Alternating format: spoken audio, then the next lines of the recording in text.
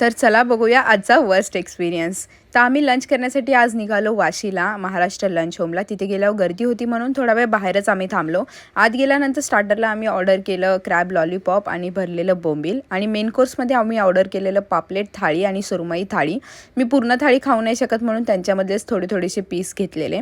भाकरी खाऊन झाल्यानंतर मी भात घेतला आणि त्यामध्ये मला निघाला केस. तिथेच माझा खूप मूड ऑफ झालेला, बट स्टील एकदा सुखी होते.